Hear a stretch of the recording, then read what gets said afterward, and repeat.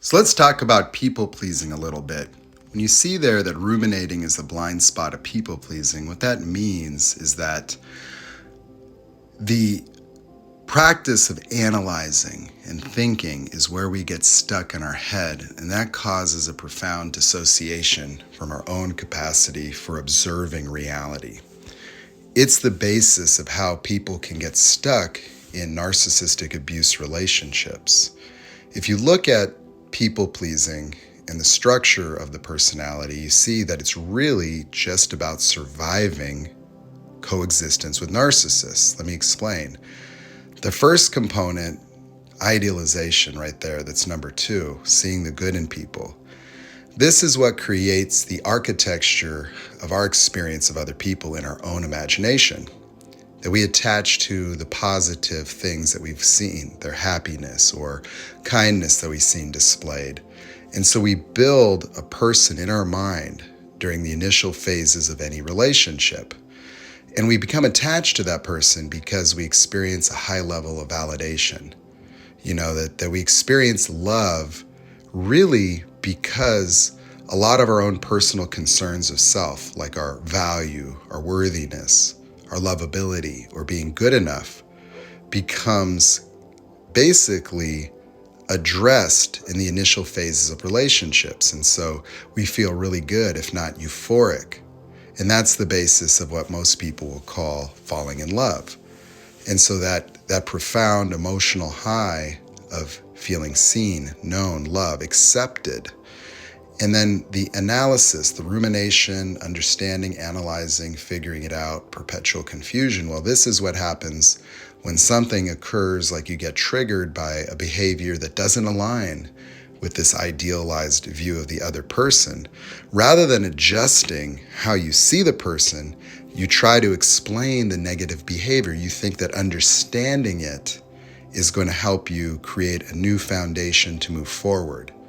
And so you preserve the idealized view of the other person by trying to understand the bad behavior. So you think that, well, if I can understand it, then we can fix it or deal with it.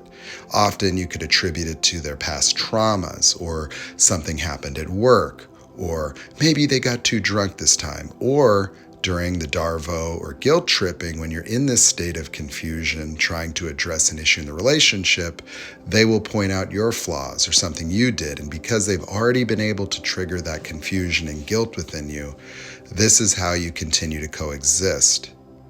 And so this understanding is this universal get out of jail free card for everybody, because people pleasers see the good in everyone. And so they believe that everybody could be inherently good and the bad can be explained with psychology or other factors. And so understanding other people is this thing that many people pleasers think is this profound skill or ability that they often are proud of. Then when you think about fixing people, you think about helping people, or that people can change. This is often from childhood as well, where to maintain this idealization, people pleasers often understand that they can make other people happy.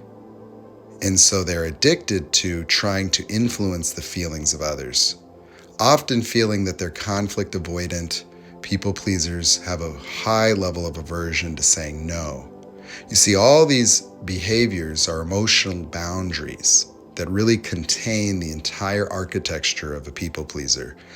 A profound fear of saying no, a profound fear of conflict and consequences to the disapproval or dissatisfaction of others. People pleasers live externalized in validation, meaning that the people pleaser experiences their worthiness or their own inherent value based on the opinions, thoughts of other people.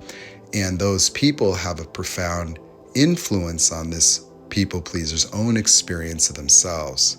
So they deeply internalize the thoughts and feelings of others directed at them, and always seek to understand how they can improve, how they can be valuable, how they can make someone happy. When you look at the whole picture of people pleasing, it is literally a personality type that is designed to survive narcissistic parents. And so living this way as an adult, people pleasers are forced to cope, often having to create themselves in their own imagination as an idealized altruistic, kind, nice, understanding, universally accepting individual that, trusts people inherently. And this is why they're always open to gaslighting, Darvo, manipulation. This is why they can continue to make the same mistakes. Because in the world of the people pleaser, they see reality a particular way. And this can create a lot of distress later when they've been betrayed again, because they'll be betrayed and they won't understand why this good person ended up being a bad person like the other people in their lives. And this will make them even less trusting and more susceptible to love bombing, more susceptible to pushing away good people because they throw the baby out with the bathwater. People pleasers often don't understand the lack of reciprocation, even from healthy, normal people. People pleasers will be the type of person that likes to bring pizza to the party, but not accept any money. No. I do this because I'm a good person. But they keep doing that. And then later, once they've convinced everybody that this is just their nature, they will feel a lack of reciprocation and they will start to become unhappy because they will know that everybody just likes me for what I do for them, not for me. But people pleasers often fail to recognize that they hate acknowledgement. You see, because underneath everything they fear failure and disappointment, being called out for being a really good person makes them uncomfortable. It makes them fear that they could disappoint someone who thinks so highly of them. And so it's as if they're running from love while chasing love. People pleasers can live in a dark reality where love seems so difficult to find. Yet they're bumping into other people just like them, failing to recognize each other because people pleasers often don't communicate authentically. They've been trained in childhood to hide their true emotions, always needing to be nice, always needing to be agreeable, always needing to be kind, even in the face of being mistreated. They often will tell children things like, you have to be nice, you have to be nice. And so nice is an inauthentic survival strategy that they think is a moral high ground that they turn to, and this is why they have a lack of power, because truthfully they have a difficult time establishing boundaries and saying no, because they automatically assume guilt, automatically assume fault. They get cheated on, they want to know why. What did they do wrong? What's wrong with me that would make you do that? And then they can be manipulated into thinking they're not meeting someone's needs. So they're always trying to establish their value, attaching themselves to the needs of other people, perceiving this as security. People pleasers are often found to be more inclined to feel safe with people that have experienced traumas or have a little history of instability in their life, because they feel like they can help fix that person, because they know themselves to not have yet achieved the perfection that they think is going to protect them in their life. So people pleasing is very much like borderline personality disorder. And if you look at a people pleaser at the tail end of a narc abuse relationship, they will be stuck analyzing. They will have lost their love and light in this perpetual effort to make someone happy.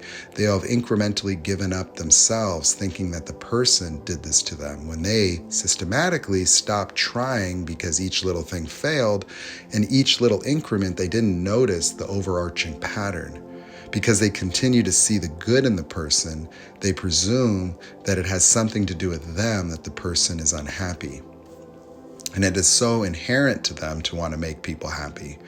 And while they think that they're conflict avoidant, they are the ones that are usually trying to police and referee the emotions of others, acting like an unofficial therapist to people, being run in circles and used for the duration of their lives. And so it really is something that we can all overcome. It's not just about establishing healthy boundaries, but it's also about restoring our ability to be present, not needing to idealize or demonize people, but to really account for the true nature of people around us in an objective view, absent of our own attachments to what we wish it would be.